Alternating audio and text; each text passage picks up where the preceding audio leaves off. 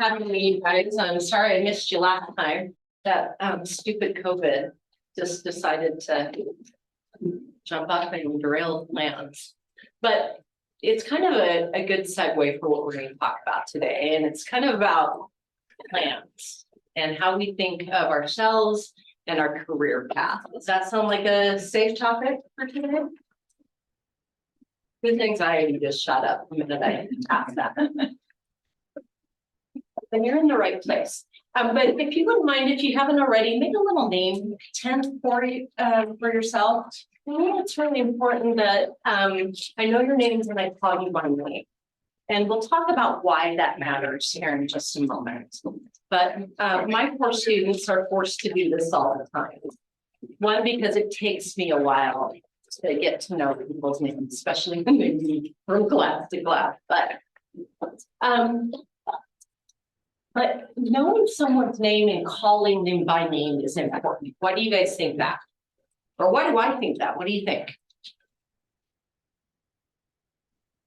Juana? I think it's easier to feel seen and heard when somebody calls you by your name. Say that really loud. It's easier to feel seen and heard when somebody calls you by your name. Would you guys agree with that statement? What happens if we disagree? Arm wrestle. We're gonna arm wrestle. I'm gonna win. How many of you like to be anonymous? Like low key, fly under the radar. Yeah. Guess who does? So I'm laughing at your peppy comment because I'm an introvert, you guys. If I never had to leave the house and talk to people, it'd be great. Like I could absolutely live in a cabin in the woods and hang out and hide out forever. But how does our society do well with that? We're not really great at that, right? We have to be external and we have to learn to talk to one another. And the name thing is just one part of it. It's important that when you talk to someone and you learn their names, practice saying it. How many of you forget names within a few minutes of meeting someone? Also me. But to the comment Tawana made is when you call someone by name, it changes the energy and the dynamic between you and that person. It makes it more personal. You feel seen, heard, and you're a little more relatable than if you're just some no name that you're having a conversation with. And in yoga, we actually talk about the frequency and the power that comes from calling someone by name. In the yoga traditions, this is really a little bit of a dirt path trail, but I'm going to go there. We believe in chanting and calling the names of our deities. We do it also in most societies. When you pray, what's the first thing you do? We call our deity by name. We invoke their energy. It is the same thing to call someone by name. Now, it's a little bit different conversation between you and, say, God, right? But it's the same idea. When we call someone by name, we're invoking their energy and their presence. So if you remember nothing else, start this practice and do it in whatever way helps you remember. Some people use mnemonics, meaning little word triggers. Some people write notes about a person. How many of you guys have been to a networking event? How'd it go? Danielle, do you want to share? It's really overwhelming. I'm not really like someone who, like, if you talk to me, I can talk, but if I have to talk to you, I'm like really shy about it. But it's nice because normally you can find like one person and like just kind of network with them, and then they kind of bring you into like other networks, and then it kind of grows from that way. Do you remember people's names? Yes. That's good. Good. Well, guess what? You guys are at a networking event. right? All business, all good relationships. It's about networking, it's about communicating, it's about presence and authenticity. How many of you feel like you don't get to be yourself in settings like that? Tell me a little bit about that. Does anybody want to share? Bryce, do you mind commenting?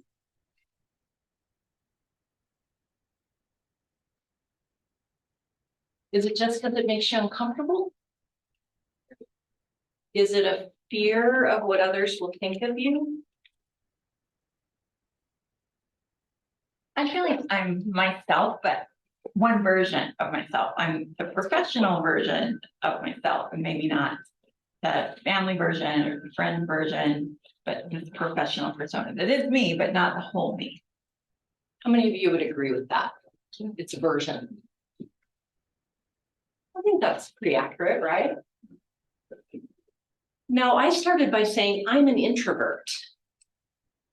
But part of what we learn as business people and human beings, if we're being honest, is how to interact in situations that maybe feel a little bit uncomfortable, scary, outside of our normal day-to-day. Our survival skills to some degree are what kick in and we develop a version of ourselves. How many of you keep the version of yourself authentic? Two hands, come on. Okay, so why not? Why is it hard to be authentic in those situations? Tawana? I wouldn't say it's hard to be authentic, but it's hard to give people energy, per se. You're giving them your energy, it's hard to give them It that? feels like sometimes they may not present themselves as ready to accept it, or they feel a little judgmental, or it just doesn't feel right. And then there's sometimes when you have really a conversation with some people, but you just want to talk to them and give who you are to them because it feels better that way. So I think it depends on who you're talking to. What if I told you the secret is finding that place of authenticity to yourself and allowing it to be open with others? But also learning with authenticity, curiosity. What's curiosity?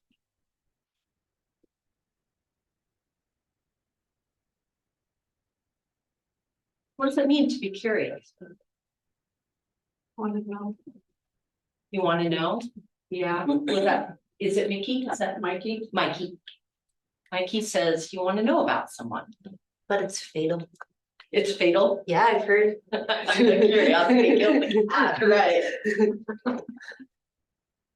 I will tell you to approach people in situations, networking with a sense of curiosity, with this desire to know others.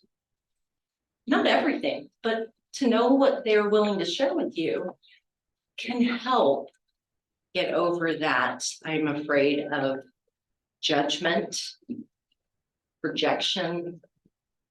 Talking to strangers in general is kind of hard.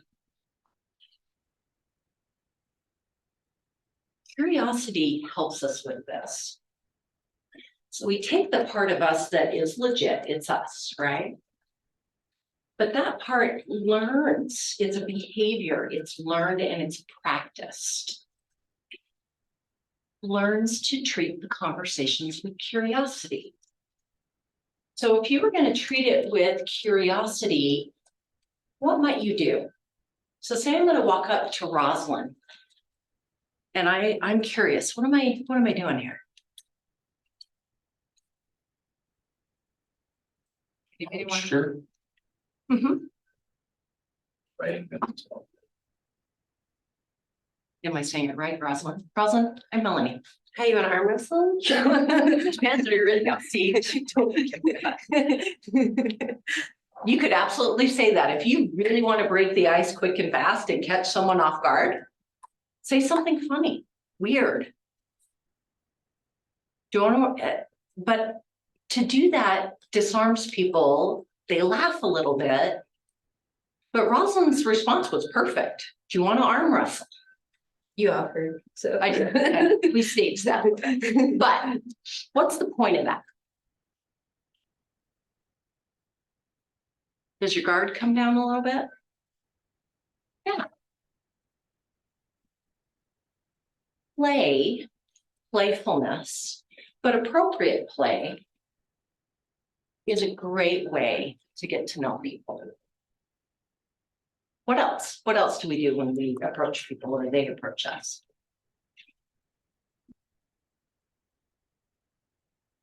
Do we just have a staring contest until someone speaks? Often, yeah. You can, I mean, that's one way of doing it. So awkward.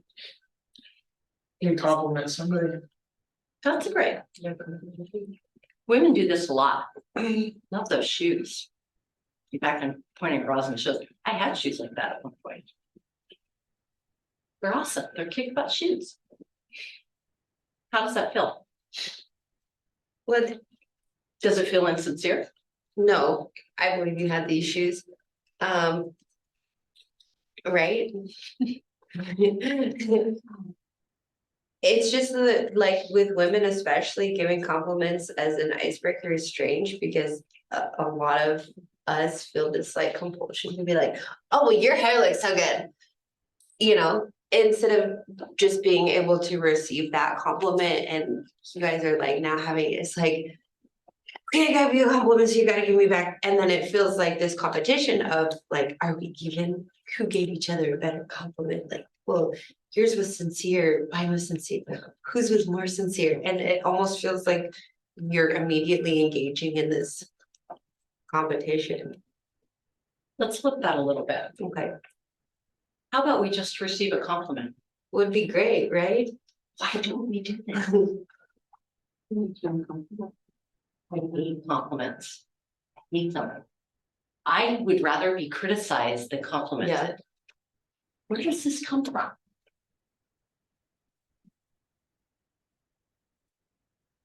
Danielle. I think at least for women, women are so used to being critiqued that it feels so foreign to get a compliment. And so like when we do get it, it makes us more uncomfortable than rather if we were just given critiqued. Okay, gentlemen, what do you think? Why do you guys struggle with compliments? What do you think? I think that it's more like insecurity of self, let's say. I mean, sometimes you don't really get the compliment you're hearing, you don't always want to exercise.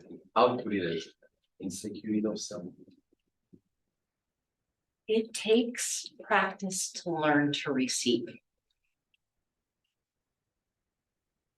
Well, and there is like the mean girl habit of giving a compliment in A backhanded way. it's super backhanded.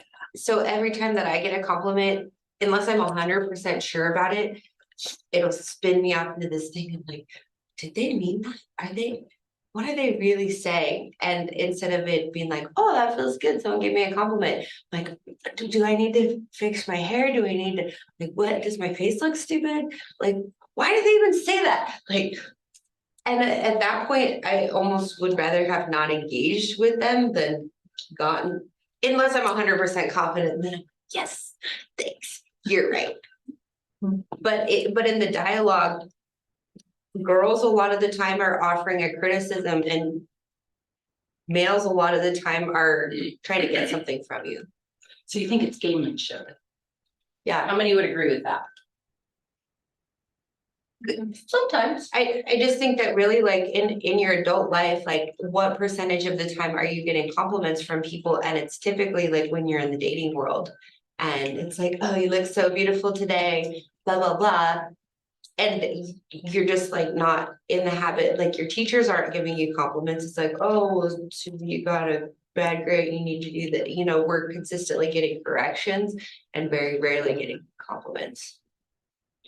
So it's, I just gave you a compliment. I'm just kidding. No, you're good, and I think I'm like, fully Kate, but I'm I sorry. think that like, it depends on, because I know that I know you, and so I know that you're sincere, and I know that you are not particularly gonna be like, oh, you know what, I can like say this thing and make her feel some kind of way. But there are a lot of people that consciously or unconsciously are actually doing that. Mhm. And I would say that's like the majority of our interaction. So what can we control about it? Can you control them? No, absolutely not, you can't. Who can you control? So to quote Montessori, do you guys know Montessori, the like preschool? Who's the boss of you? How we take that and what we do with it is entirely up to us. So sometimes if you suspect it's a kind of backhanded compliment or insincere, take it off, let it go. Sometimes social niceties are important. It's what greases the wheels. But you can do this in a way that is actually authentic to you.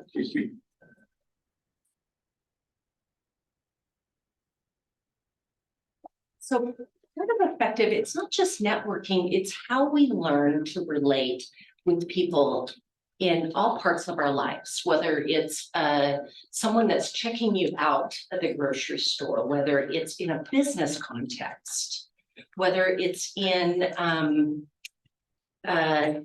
community service group. I know I want a disco every time that happens. And I'm bad at disco, so we don't want to see that. But it's about choosing to put yourself out there a little bit. There's a little bit of the social niceties. But it's a genuine, if you treat it with genuine interest, like I genuinely want to know what Ashton's favorite thing is. What's your favorite thing in the whole world? How do you like to spend your downtime?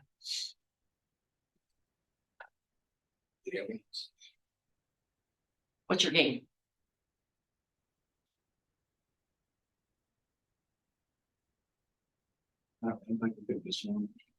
That's okay, you don't have to. Why do I ask? We ask these things to find ways to relate to each other. Do I know how to play a video game? I know how to play Mario Kart from 1985. That's how old I am. Actually, I remember playing Atari. So, do you guys know Atari? Have you heard of these things? Dinosaurs. Totally my jam. But how do we make it something relatable? We continue the conversation, ask questions, get to know someone. If you don't feel confident yourself sharing, ask questions. Help bring the barrier down. And by the way, not everybody's going to like you. Not everybody is going to be your jam either, right? But again, you have the power in what your experience is. Some stuff we have to just, what's the song, Shake It Off? Again, this is how old I am. I have to ask that question. Haters gonna hate? Okay. This is what it means to engage in business and in life. We have to be willing to be a little bit outside of our comfort zone, but to manage that process in a way that is authentic to us, that helps us create connections and find things that resonate with each other. The coolest people that I enjoy spending time with, I have very little in common with. I like the difference. And by the way, you can really care about someone and not understand them. I'd rather be loved than understood. How many of you would agree with that statement? How many of you really want to be understood? Tell me about that. Anybody care to? I mean, if they don't understand you, how they gonna love you? Yeah, I agree with For that. you, it's conditional. I mean, I think both things go with each other. So if somebody loves you, they have to understand. And if somebody understands you, you have to love you. Mikey? Saying no. Tell me what? Because if you love somebody, you should unconditionally, not depending on who they are, it's what you perceive as love. Do I have any parents in the room? Do you always understand your kids? No, and I don't, but I always love them. We can care about each other and not understand. Sure, there's caring, but then there's like loving someone.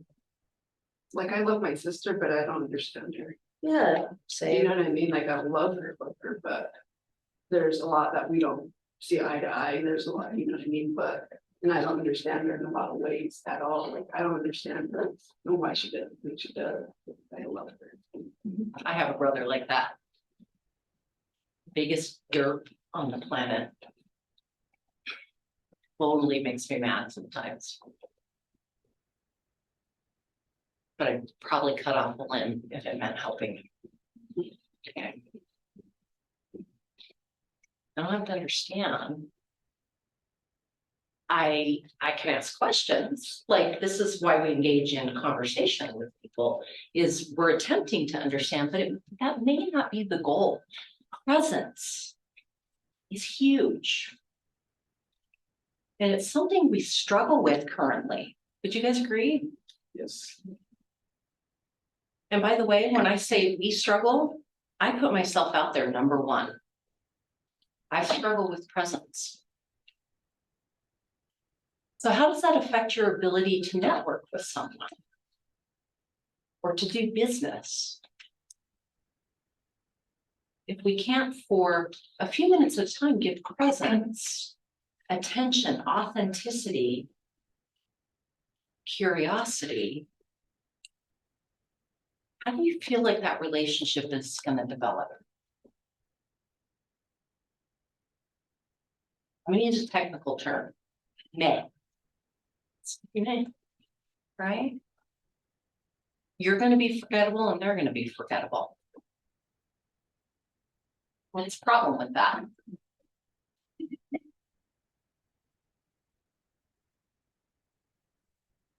You know, Then you build those, forget. yeah, you don't build those strong ties, Yes, or really any ties. you never know when you're going to cross paths with that person again and what that relationship might mean for you personally, professionally, emotionally, psychology. What's the word I'm looking for? Psychologically, thank you. So by the way, you get to be an older person and words just disappear as you're saying them. So sorry. I have to laugh at myself. That's the other thing. Don't take yourself too seriously.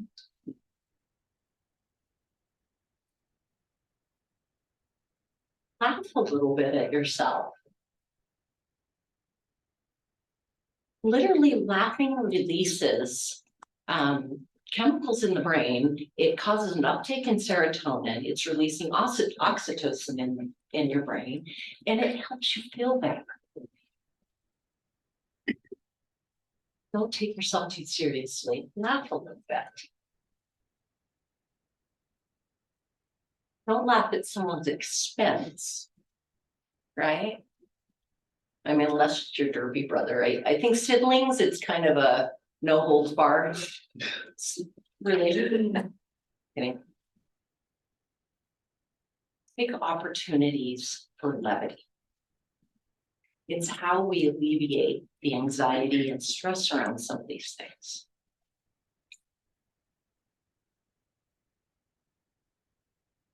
You feel like with this little piece of information, if I were to ask you to network with someone in this room, you could do it.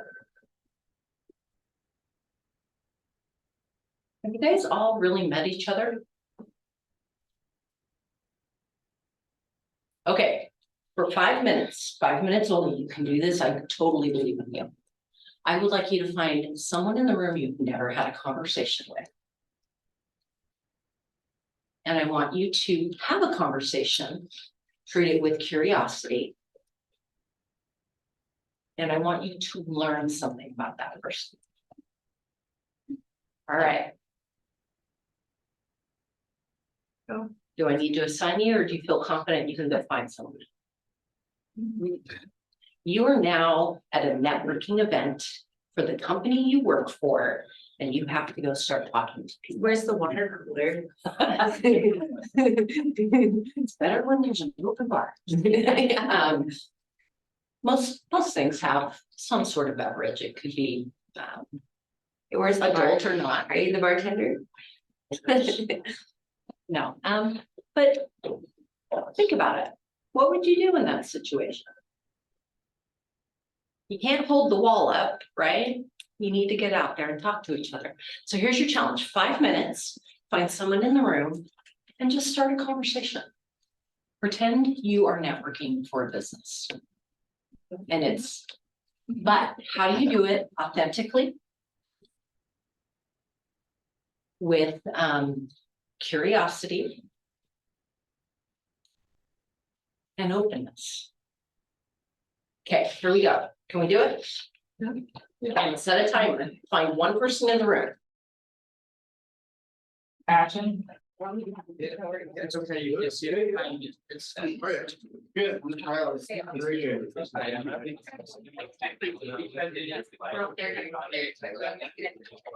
5 minutes. How long?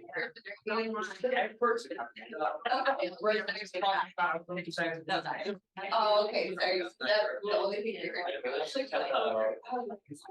sorry. Right, take a moment, just finish up conversation.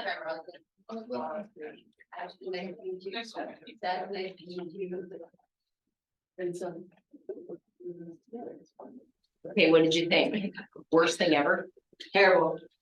That's bad. Never, I'm climbing under the table right now. So my guess about Rosalind is she's not an introvert. What do you guys think? I'm in sales.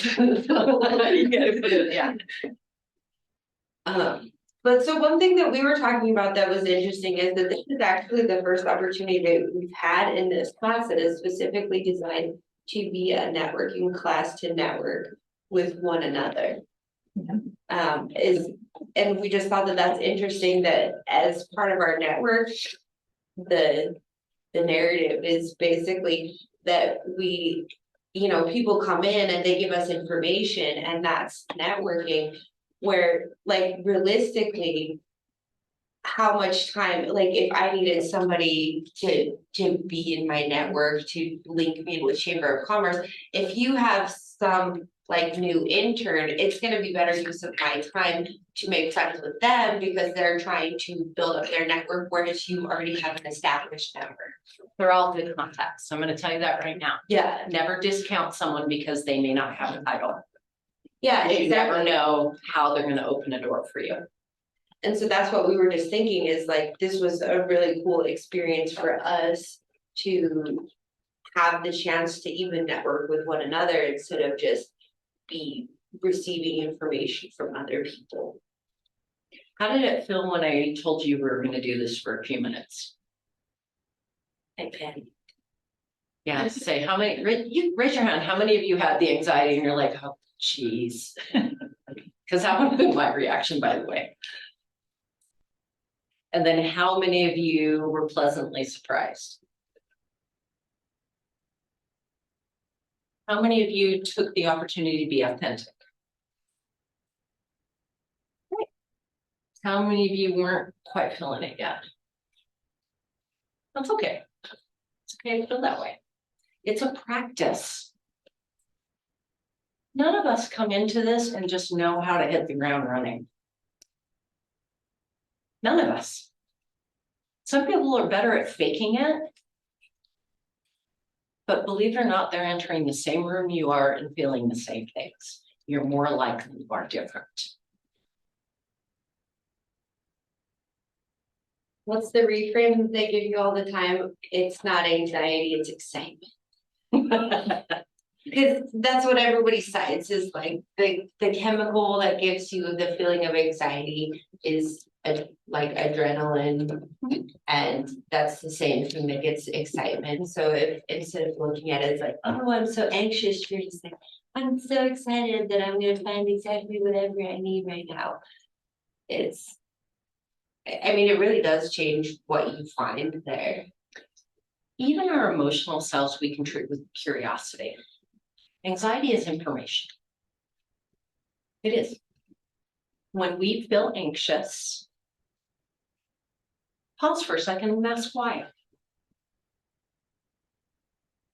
Treat yourself with some curiosity. We don't do that. But it's okay to go, okay, I'm feeling a little bit anxious. Why is this making me feel anxious? Am I not safe? Is it a perception of not safety? Like there are a lot of questions you can go into, but don't be afraid to treat it with curiosity for yourself. Authenticity for yourself. So I want to talk about courage for a second. Who can tell me what courage is?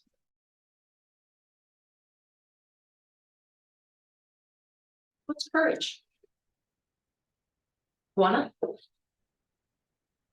Maybe a sense of willpower to go after something that's very unknown. Okay, willpower to go after the unfamiliar. What else? Seth? Being vulnerable. Being vulnerable. That could be a good one. What else? What do you think of when we say courage? I used to have this towel. It said, do one thing every day that scares your family. Well, I've accomplished that. So Right. I keep, I was gonna say, just stepping outside of your comfort zone. Being outside of what you're usually used to doing. what if I told you it's a lot more simple? Put you in your clothes. You enjoy my cold? Yeah. I'm Dang it. I would love to be a cold leader, but I get tired at the end of the day and I don't want the responsibility. No. People chanting your name all the But time. no, I love friends. I don't want to leave. I would like to be amongst you. Courage comes from an old French word. The word in French is cœur. It means heart.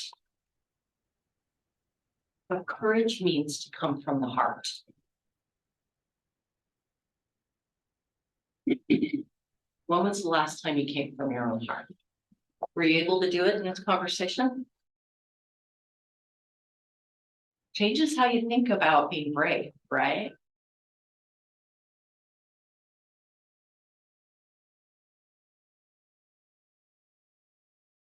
Now, we're talking about this in first world problems, right?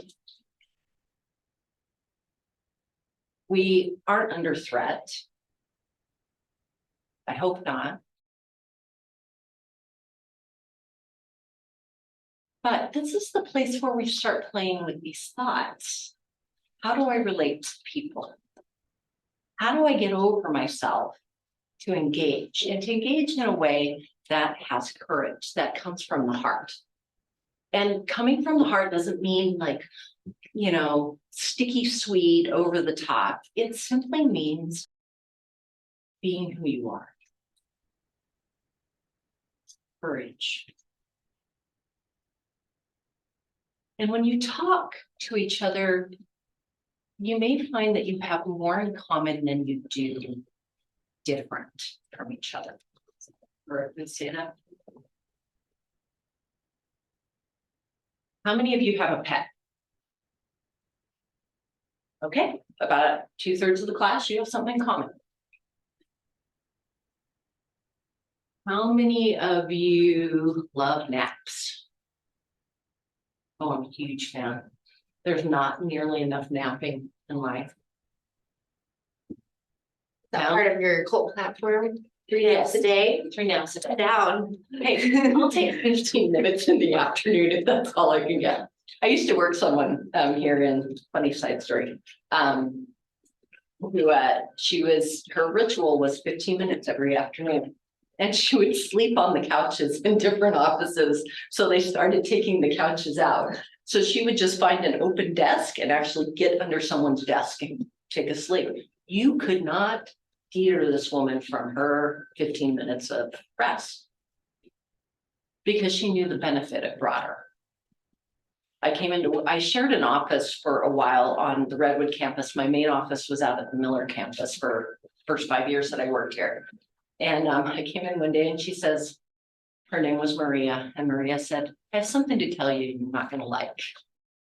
And I'm like, did I lose a receipt? What, you know? She's like, I was taking a nap under your desk and a mouse nibbled on me. I'm dying, you guys. I was dying because I didn't know what was funnier. This sweet Maria, who by the way was past 60, sleeping under my desk, or a mouse climbing on her.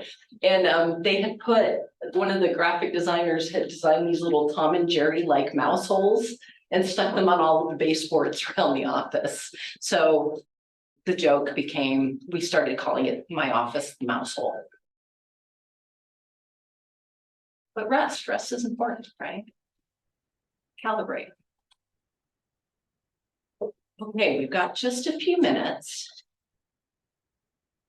Do you think you could practice this, what we did for just a few minutes today?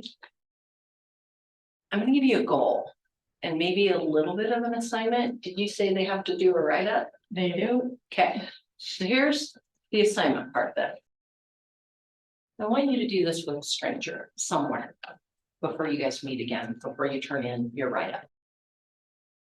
It starts with a smile and a hello. Introduce yourself. This all speaks to emotional intelligence, and we are taught that emotional intelligence is a soft skill. Have you heard that before? Well, it's not. It's one of the most crucial skills you can learn. It's how to talk to people and how to engage. And I will be honest with you guys, I was terrible at it for a really long time because I didn't like the social niceties. I didn't understand that they're part of a ritual that we have in society. It's the ritual of establishing safety. I let my guard down, you let your guard down. Imagine if we could apply that principle planet-wide, right? It's not an arm wrestle. It doesn't have to. I know, you and me. But I challenge you to take an opportunity to talk to someone you've never met. Before you do this write-up. It can be someone at the grocery store. When's the last time you talked to your checkout person?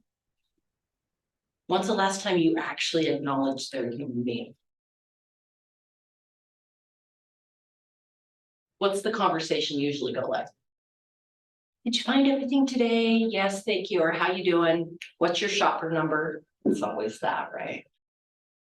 We've gotten formulaic with things. Get out of the formula. Be you. Have courage. And I want you to identify something you learned from that person. One of the things I always ask if I go out shopping, especially around the holidays, are people treating you well? I'll ask salespeople that. Are people being good to you? And I genuinely want to hear their response. And you know what? In that moment, that person is being seen. I'm seen. And I hope they feel that they're being seen. They're not just a transaction. People are not transactions. Relationships build business. Find ways, even if you're never going to socialize with these people in any other way, find ways to relate, to have curiosity, to let your guard down a little and be authentic. Courage. Okay, that's all you gotta do. You don't have to do it all day. But try and build and practice. No one gets good at this until you do it. That's it. Go out in the world and be decent to each other. We got enough hardness in our life. Hold doors open. Say hello. Make conversation in the elevator, one place no one ever wants to talk. Have you noticed? Have fun. Don't take yourself seriously. Be yourself. Invite others to see you. Begin seeing others. Questions? Lana, How did you choose wanting to talk about this? because it's something I struggle with. It's something I have to practice. And it's almost universal. We all will have moments where we're uncomfortable. We maybe don't want to be in a situation, but it can shift the minute we choose to authentically engage with another person. You don't have to give your life story, but you can practice presence for a few minutes. Maybe we wouldn't be so angry all the time.